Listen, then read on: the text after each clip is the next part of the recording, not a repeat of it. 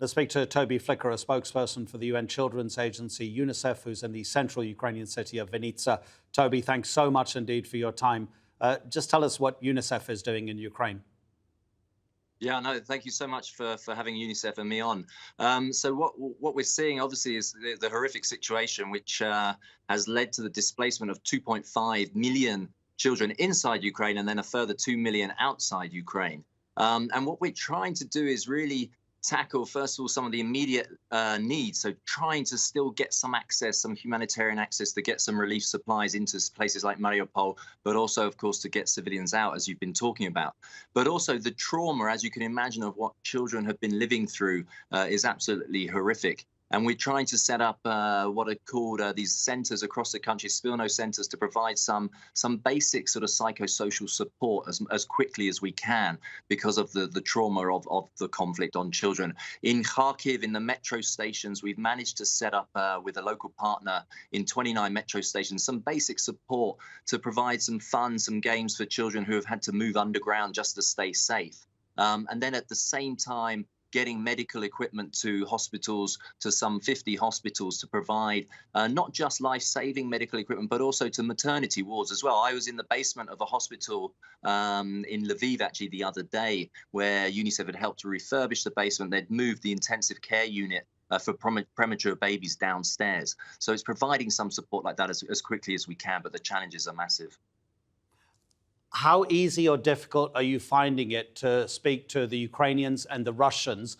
The Red Cross has made it quite evident how much coordination is needed to be working in places where bombs are dropping, that you almost need to be on the phone all the time. Everything has to be confirmed about where you can be safely.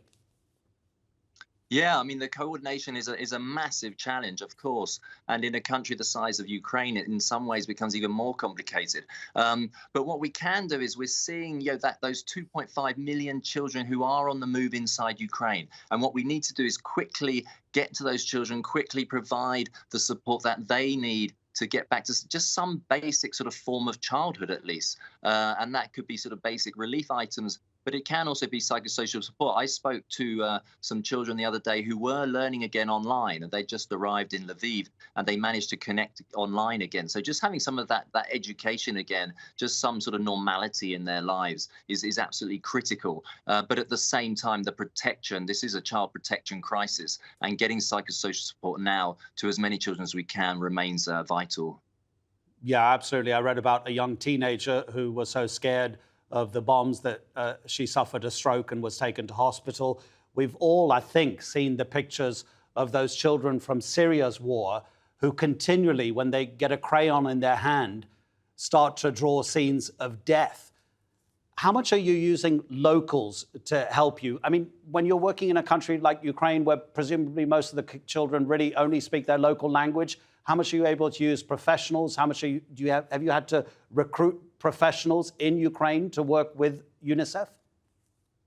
Well, UNICEF's been working in Ukraine for many years. I mean, we worked across the east, obviously, during the last 8 years of the conflict there, and across the country, in fact, on education, health, water, sanitation programs. So we've been working within Ukraine for many years, and that means we're working with local organizations, with local networks. So, for example, in Kharkiv, we were able to provide that support to children in the metro stations through local partners, who are able to access those areas and provide immediate relief. And that's what we do. UNICEF at the UN and many others, we work with the local partners. We try and work as much as we can with local communities to respond in the best way possible and to meet the needs that really exist. Toby, really appreciate it. As I said, we know your time is precious, and obviously good luck with the work that you guys are doing. Take care.